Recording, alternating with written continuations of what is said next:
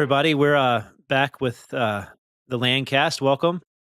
Everybody knows me. I'm Brandon and Jeremy Chastain, and we're here again with Nick Welch. We were stopped our last conversation. We were just getting into some stories about acquisitions. So, title has its cool stories. Acquisitions usually has some of the more exciting stories. I don't know about you, but I've done quite a bit of acquisitions, and I've at least had some experience with some very, very interesting people. I have only had a gun pulled one time, and that was in Central Tennessee. But I was interested to hear about some of your acquisition stories, if you have any interesting ones. Oh, I've got a bunch of them, but there's one that comes to mind because it's poignant and there's a lesson in it. This was early in my career. I probably was 20. And I was working in Tazewell County, where Tazewell, Tennessee is. And Tazewell, Tennessee is 10 miles south of the Cumberland Gap. Well, this is heavy meats and bounds country. So there's kind of two ancillary stories here. One is the one I started off telling, I guess I'll just stick with. We would have these maps, here we've got, and this is 80,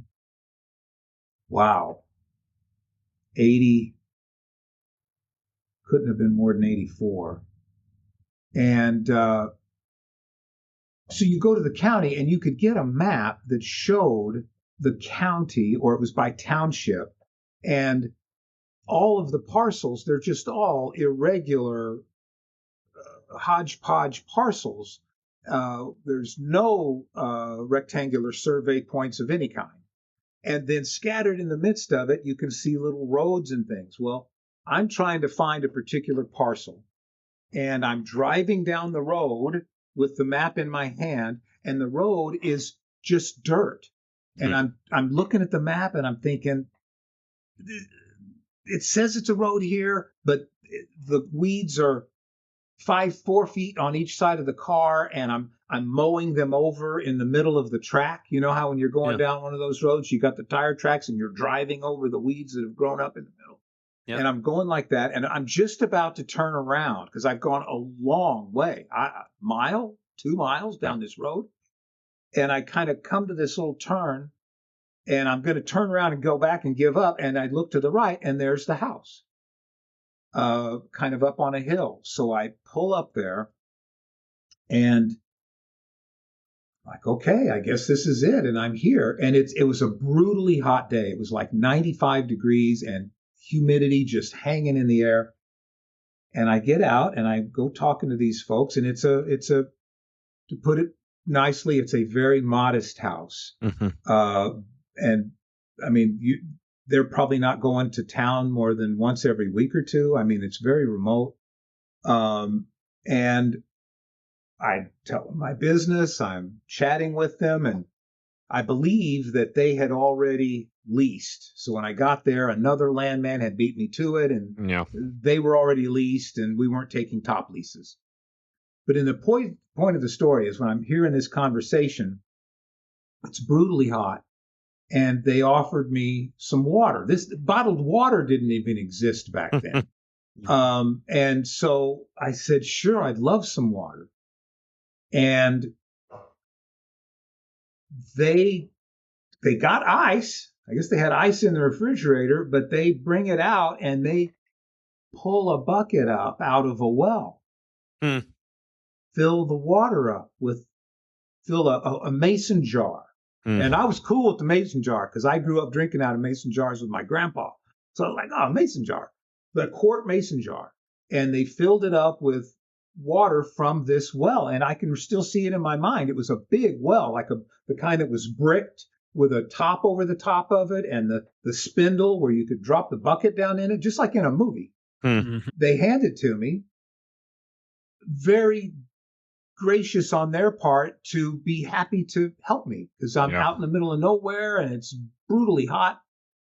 And the water, because it came out of the well and this was all rocky territory, was had very high content of sulfur.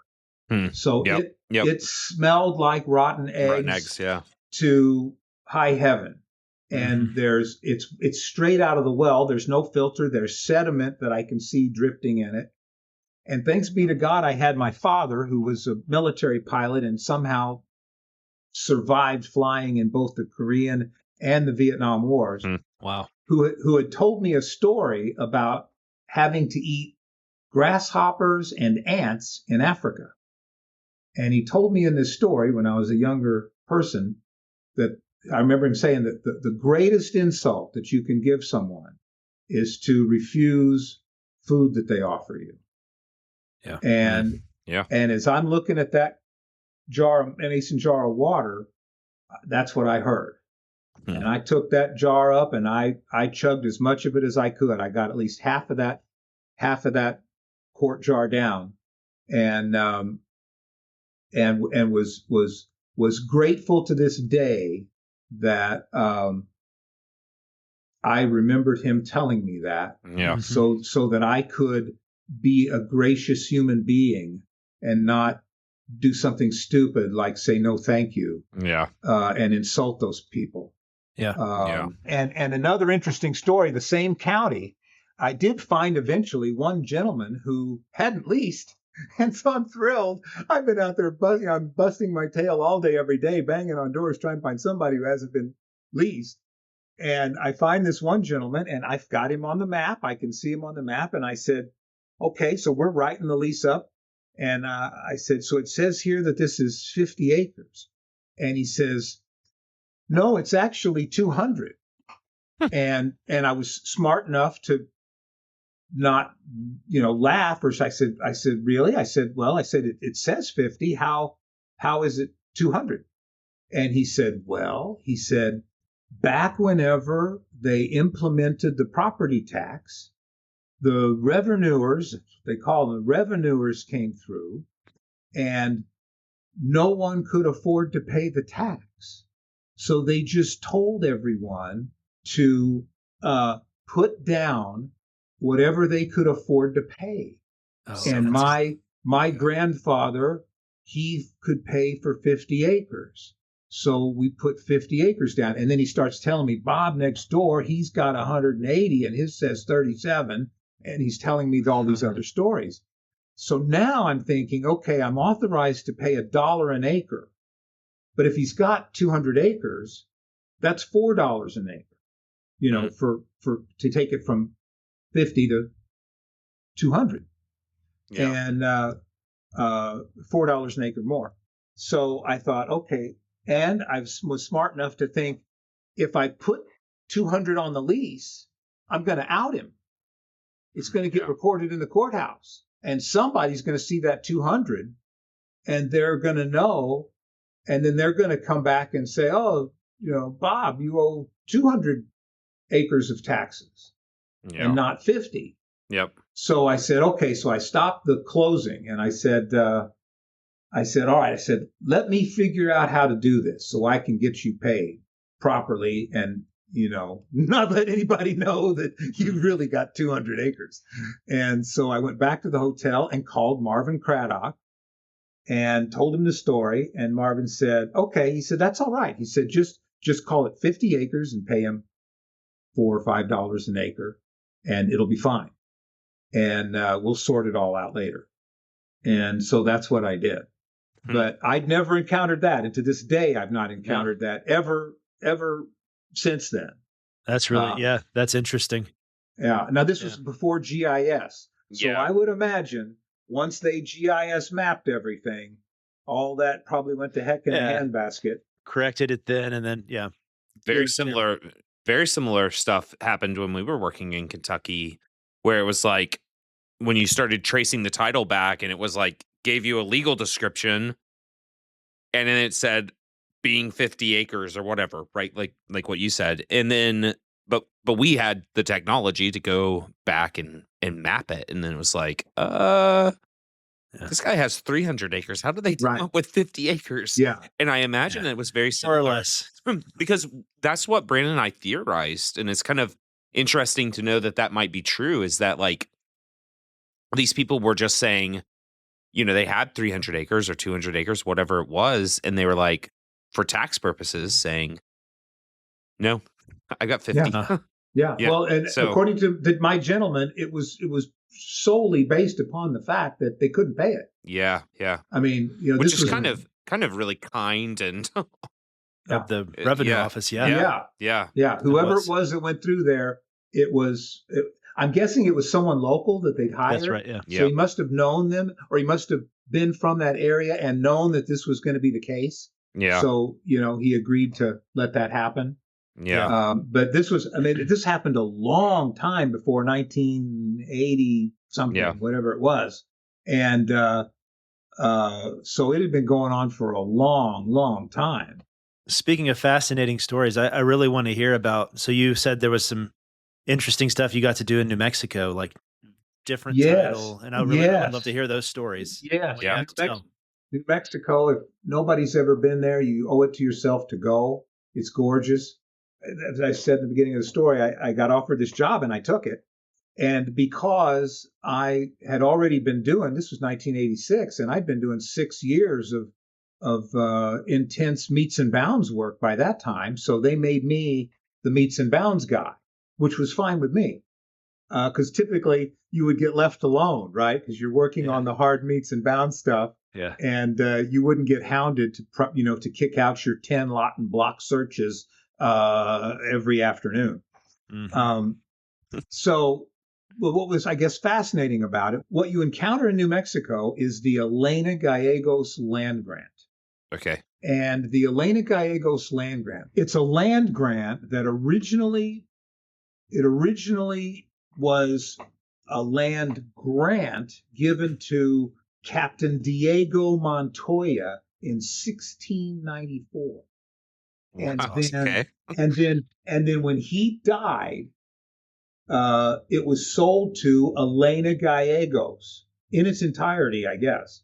And I'm looking at it here, and I can't show it to you on the screen, but it's so massive that sections of it go from the New Mexico state line on the north end, all the way down to the southern part. It covers chunks of the entire state of New Mexico. Wow, that's awesome.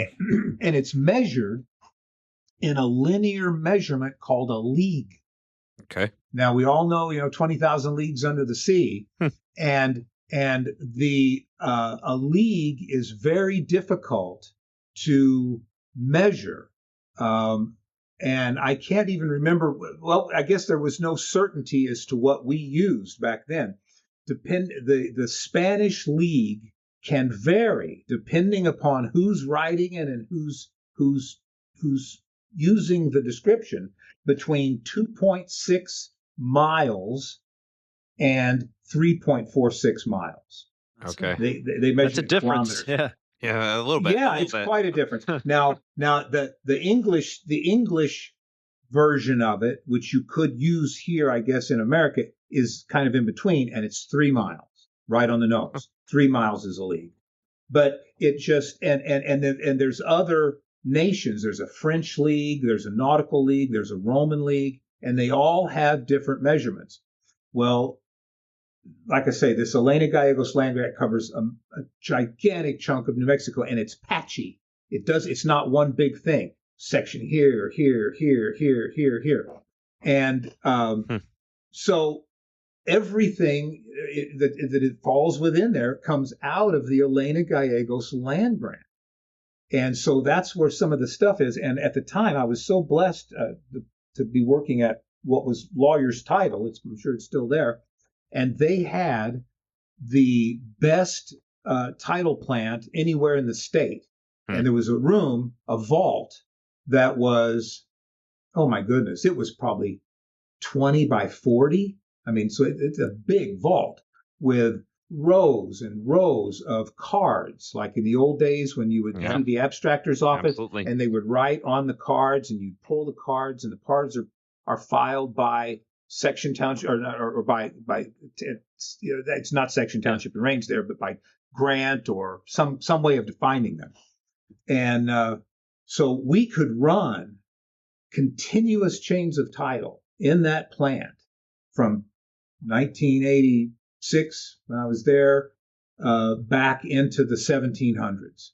It was totally mind blowing. And every now and then you'd hit a gap, and you'd find a spot where there'd be a gap, and something would go from here to here, and then we'd go over to the courthouse a couple of blocks away. And they had records too. We could run the records there back into the 1700s. At the courthouse. At the courthouse. Absolutely fascinating. And that's where, I was all the time. I was always back in there. And I can remember some of the funny things. That's why I learned to call for quiet title. That was a new thing, because in the oil and gas business, you can't do that. You just figure it out. Yep. You got to figure it out and put the abstract together. There's no quiet in title. But I remember once I had a legal description that came in that was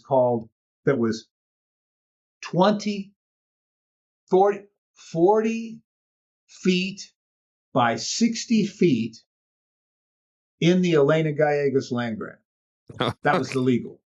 And I just wrote quiet title. I survey quiet title, because there was nothing to be done with that. Now they did something else there. You've done the commercial. Here's something else that might be interesting to commercial folks, is that they did something else in New Mexico that I've never seen before, in that they would they treated land contracts just as though they were a modern day bank instrument. And they would take, somebody has got fee simple title, right? So at some point, somebody has fee simple title. But then that person, they had a whole system for land contracts. And so owner A writes a land contract to owner B, and it has specific terms, and they go into a closing at the title company, which we did all the time, every day. And they would say, okay, the title company would prepare a deed, actually a used warranty deed. They would use a warranty deed from the fee simple title holder to the buyer. Yep. And then they would also sign a quitclaim deed from the buyer to the seller. Okay. Or no, excuse me. Excuse me, I said it backwards. The land contract would start from the party B, the buyer, and party A. They would have a land contract. Okay. That would be document 1. Then document 2 would be a quitclaim deed from the buyer back to the seller. And then document 3 would be the warranty deed from the seller to the buyer. Okay. Now, all these documents would be signed in the closing on the day that we're going to go make the sale. And then the land contract would be recorded, and the title company would hold the quitclaim deed and the warranty deed in escrow. They would we had a vault, and they would go in there with a file and a file number, and there they would stay. Then the buyer would pay the title company the monthly payment to the owner. And the title company would receive the money, they'd take out their little fee, and they'd give the money to the seller. And then everything would go along hunky-dory. And if anything went amiss, if the buyer defaulted, the title company would pull out the quitclaim deed back to the seller and record it. Mm-hmm. And if the buyer paid it off, they'd pull out the warranty deed from the seller to the buyer, and they'd record that, and they would be done. Well, it was routine to stack these. So I can clearly remember working on one where there were 6 of them in sequence. So there's the first guy, and he sells to the buyer. He does the land contract to the buyer.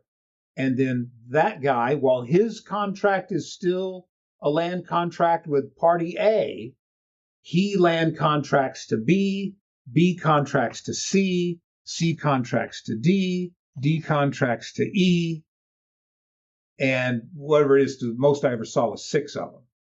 And then now you can imagine then the mess you've got, because each one, but they made it work. Each one of them had to continue to make their payments, right? So, Crazy. So buyer number B, no matter what happens, seller A, he's expecting, but he doesn't know or care about any of these other contracts. He just is expecting his money. It's kind of like in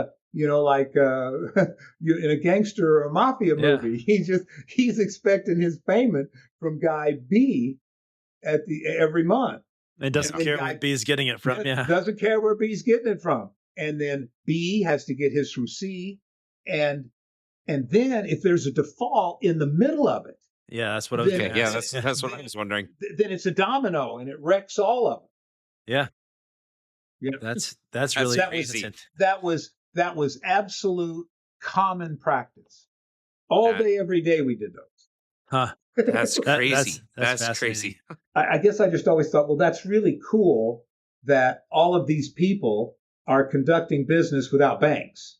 Yeah. I mean, you think it was a whole economy that existed that was completely devoid of banks or financing. I just thought that was interesting. Now, there's one more story there that's really worth telling. Is while I was there, I'm running a title search, and this was on, it was a lot and block, but it wasn't something, it was something that actually had a chain I could follow.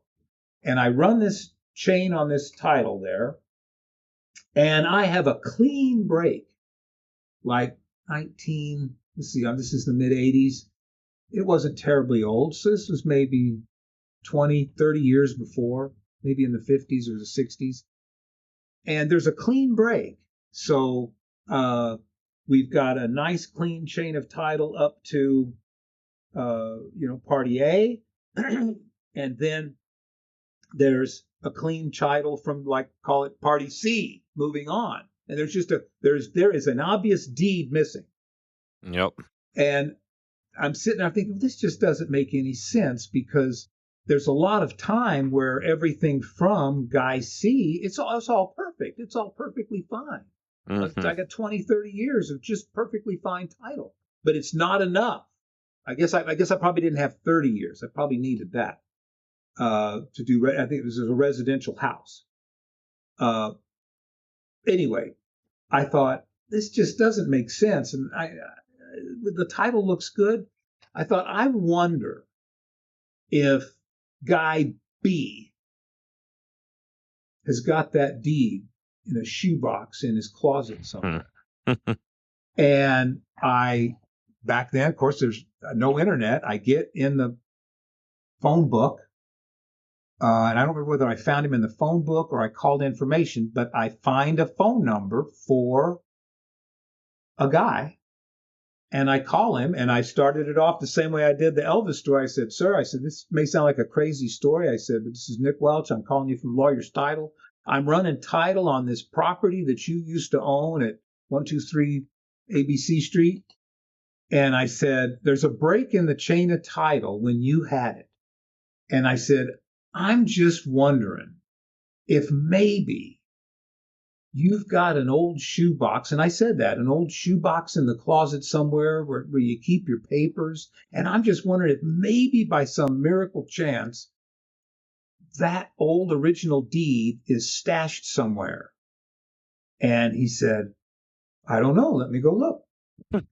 And he's gone from the phone for less than 5 minutes. And he comes back and he says, yeah, I got it right here. And I said, would you mind if I came by and picked it up and recorded it? I'll bring it back to you. Sure, I got no use for it.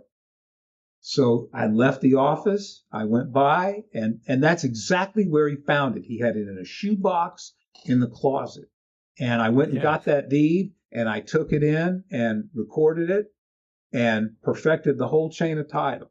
You bet you felt What on earth are the odds? I mean, just like Sherlock Holmes. Yeah, Got it right down to where it was. Well, Well, it was just a typical stereotypical thing, right? I mean, Yeah. we've all seen that.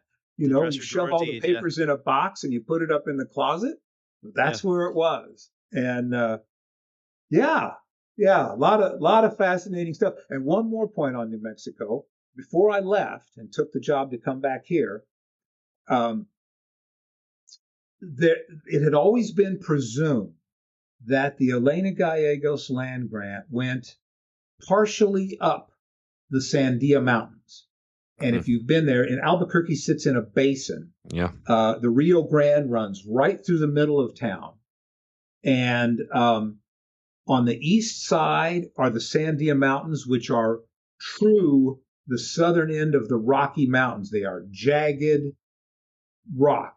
They've got trees over on the east side, but it looks like you imagine the Rocky Mountains. It's rock, and it's about a little less than 11,000 feet, 10,900 feet, and you can drive to the top of it. And then it goes down in the Rio Grande comes through there, and then up on the west side is the desert and kind of a plateau. So so the mountain, the Indian, the Lena Gallegos land grant had been presumed to go, part way up that 11,000 foot mountain, 10,900 foot mountain, and then everything else above it had whatever title it had. Yep. Well, before I left, someone determined that there had been a mistake in the surveying of that portion of the Elena Gallegos land grant, and that the actual section that Elena Gallegos had, which then went down to a certain portion of it went down to the Indian people of today that were her heirs and descendants, that it actually went to the apex, to the ridge, the top ridge of the mountain. Well, that included all of the most expensive properties in that whole area, because you can imagine what it would be like to be 5,000 feet up on the ledge of a mountain overlooking a city of 1 million people. These were multi-million-dollar parcels, and they weren't thick, but there was plenty of them up there. And so the Indians said, "Oh, we own all this land," and they went out and blocked off the roads and seized it and said, "This is our land." And it was a big honking ordeal. And anyway, I kept up with it. And what eventually happened was the state legislature and the governor, they passed legislation that said that, because I guess all the other land was BLM. That's what it was. The other land was BLM land. They said, okay, here's what we're going to do. These people that have their $1 million homes, they bought the land thinking that they owned it, and then this is through no fault of their own. They thought they had good title to it. Everybody, including, can you imagine the claims for the title companies? I mean, this is bankrupting underwriters nationwide. Yeah. And so they said so we're going to let those people keep their land, and we're going to let them keep access to it, whatever roads they've got. But all this other land that is BLM land that falls within this surveyed area, we're going to give that back to the Indian people. Huh. Wow. And that's how they settled it. That's anyway, fascinating. Lots of fascinating stuff happened in New Mexico. Do have a couple other things I want to touch on Yes, with you. go ahead. Your son's in the industry now. My son's, he's getting ready to go off to college. And I know as your kids start to do new phases of life, you think back on when you first were a landman, or like when I went to college, like when I first went to school. And so I was just curious, as you process that through him, what's a deal or project that you worked on that really taught you how this industry works? Like what was like really instructive for you? Do you know or remember? You mean, and which part of the industry? The acquisition, the title? Any of those, yeah. when I started off running title, I'm understanding the running of the title and chasing back owner A to the owner Z to the owner before and running back the chains of title. And I'm understanding all of that.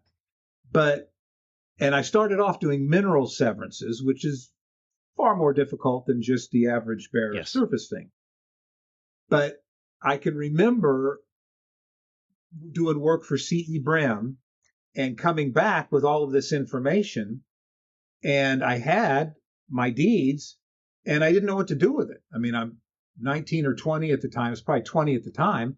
I've got all these fractional interests and I just didn't know what to do with it. I've got this information. So I'm really grateful. Mr. C.E. Bram had his oldest son's name was Dwight, who was also a geologist, and he was an oil man in his own right. And Dwight was in the office, and I can't remember how it came about, but he said to me, he said, after we finish, after 5 o'clock, when everybody leaves, you come into my office and I'll show you how to assemble all of this and to make this make sense and work. And so I can remember sitting there watching him and I had the information, watching him take the information on a yellow legal pad and taking, Bob Smith, and he's got a 1/6 interest, and Frida Jones has, 17/18 or whatever it is, whatever the fractions are.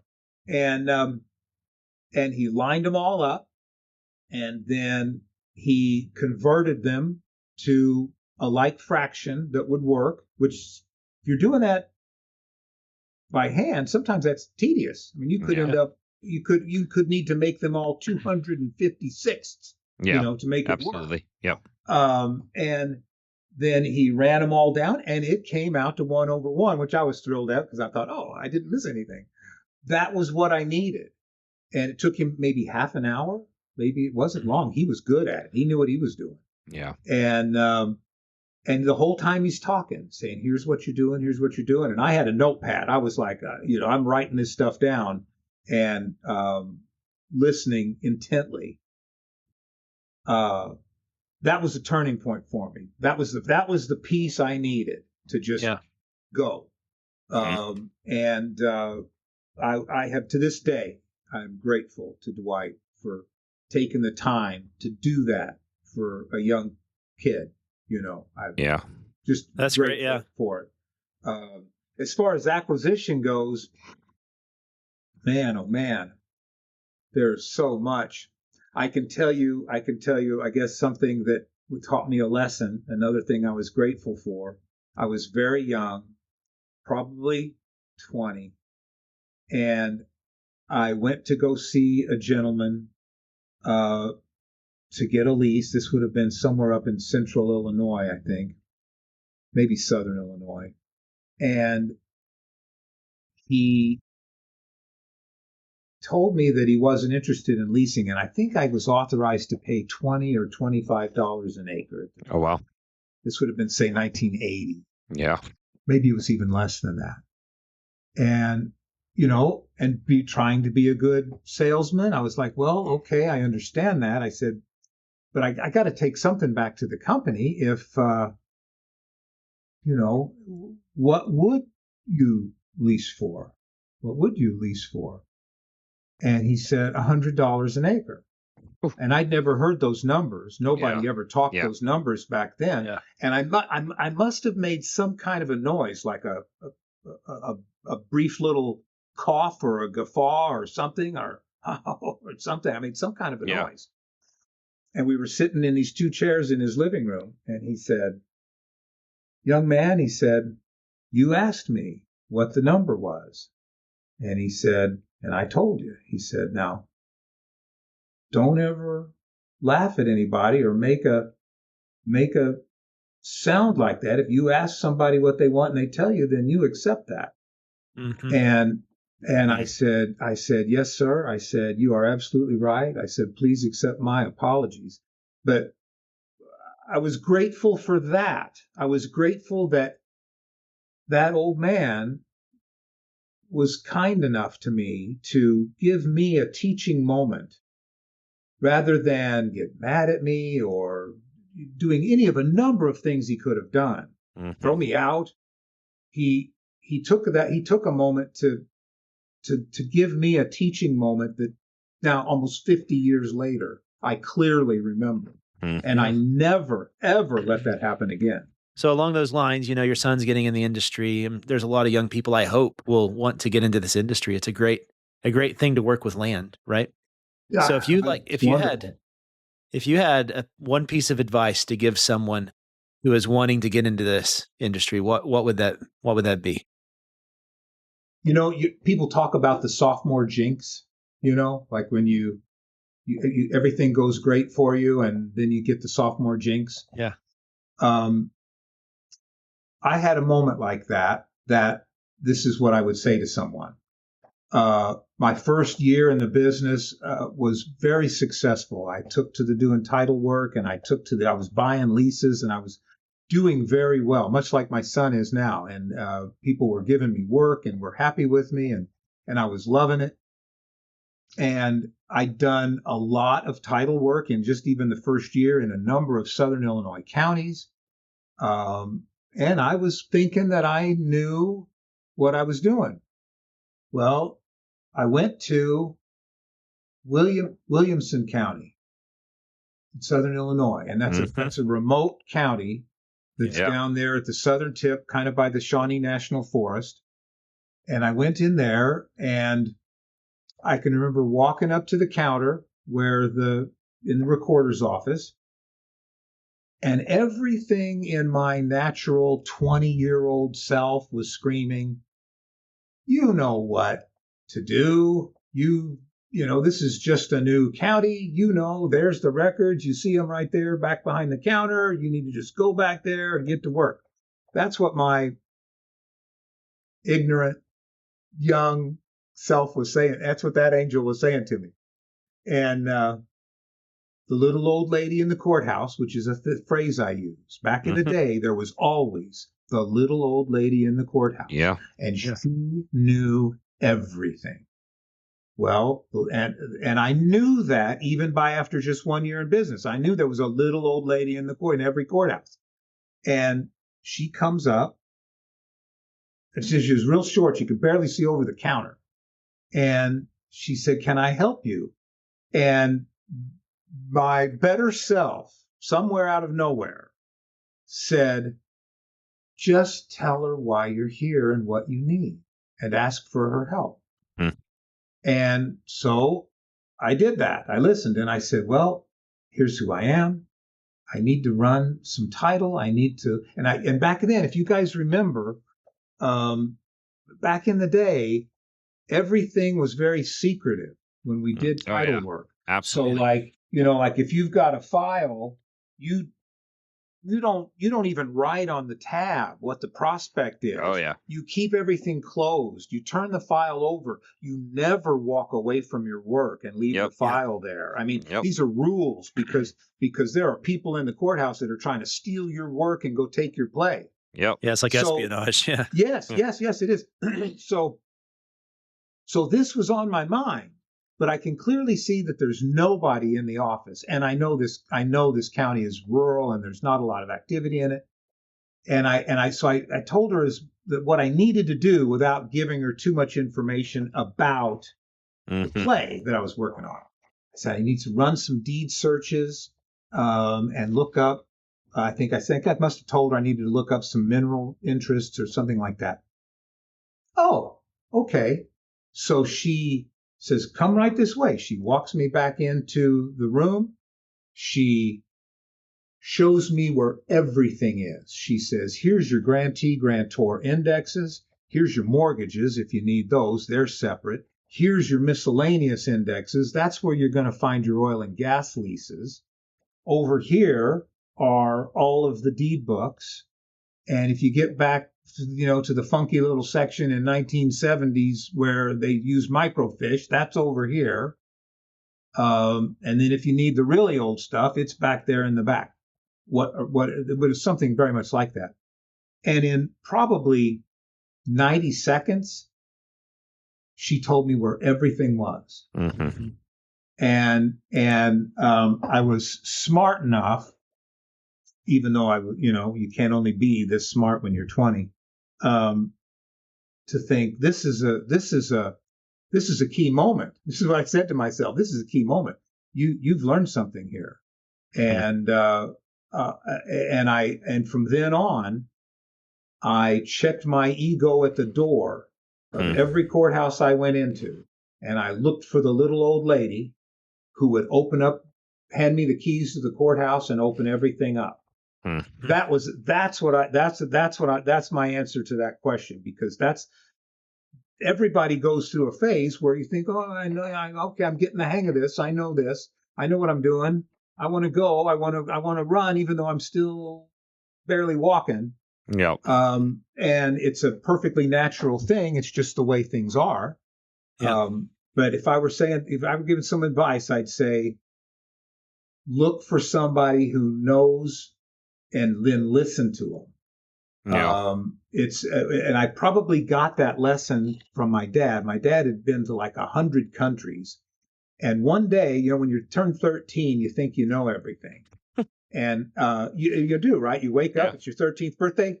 I've arrived. I know everything there is to know. And I had a moment with my dad when he was telling me something when I was right at that stage. And I had this thought, this little thought to myself as he was trying to explain something to me that I didn't really want to hear. And I thought, he somehow lived through 2 wars, and he's been to 100 different countries. You will probably never do any of that. Maybe you should just shut your mouth and listen. And that's kind of what I was hearing when I was having this moment with the little old lady in Williamson County. Yeah. I was like, maybe you ought to just shut up and quit thinking you know everything and listen. Because there's look at the world of experience of just us having this lovely little conversation here. Yeah. There's probably, I'll bet, between the 4 of us here, there's well over 100 years of collective title and acquisition, experience and knowledge. And, there's things that you've worked on, I haven't, and vice versa. And the best thing would be for somebody to know, listen to anything anybody will tell you. It's just like when we talk to our landowners, the best education. I mean, can you imagine? Think about the average bear who doesn't get into the land business, and they go through their life, and that's good, and that's whatever they're supposed to do. But now think about how many landowners that we've talked to in our careers. I mean, it's thousands. Yeah. When I added up once in my stint for 2011 to 2005, 5 years doing nothing but coal work. I put together, what was it? I guess 1,000 acres of minerals that involved thousands, multiple thousands of landowners. Yeah. Yep. And that's just in a little 5-year section. Yeah. And you guys have all got that and plenty more. So my point is, how many stories have we got to listen to, or experiences have we got to have with talking to somebody who tells you about about the people coming together to rebuild a barn that burned in 1940 and how they did it, and how they raised a barn by cutting the trees down from the forest that was next door, or whatever the story is. They're endless. That's right. And so I would say, embrace that.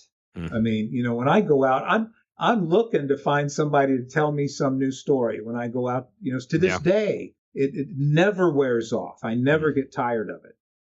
Of experiencing something new with somebody. So the curiosity and humility to listen. Yes, that's great. That's a good way of putting it. Stay really curious and stay humble. Yeah, I like that. I really think that'll take you a long, long way. That's great. Yeah. In my opinion. Yeah. I like that. Well, we appreciate you being on to tell your stories.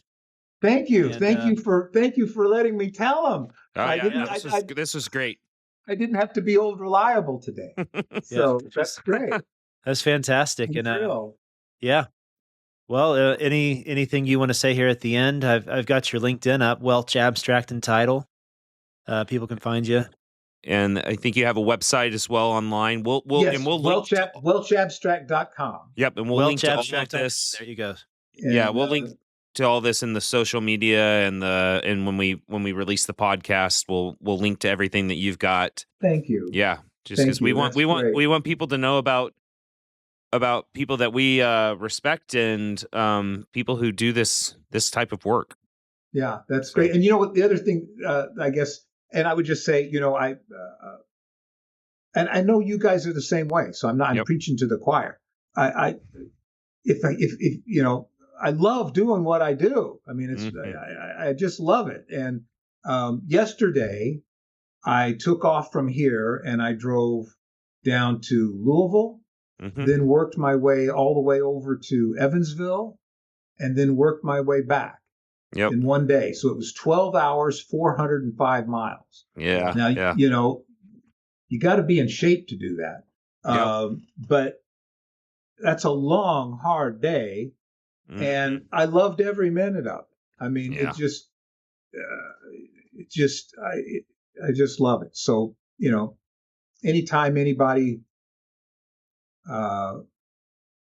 needs anything, I'm just happy to always step in and try and do anything, because I figure it's like, when I'm gone, whatever information I've got, when the Lord calls me home, it's going with me. So I'm happy to share it. So if anybody's out there that ever wants to know anything, I've always had that policy that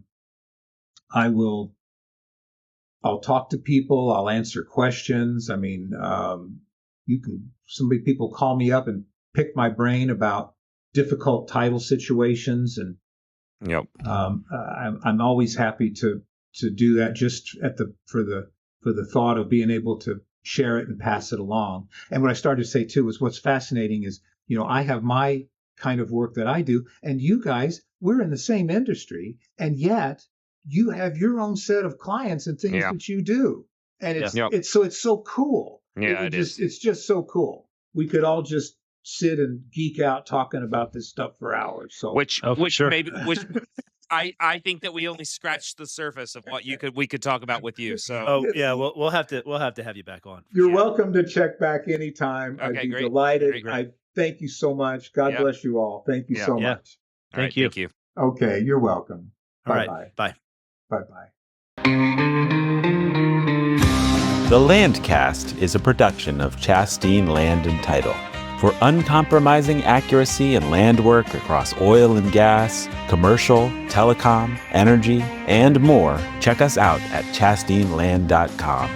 If you enjoyed this conversation, please leave us a review and subscribe on YouTube, Spotify, Apple, or wherever you get your podcasts. And join us each week as we keep telling the stories of the land industry.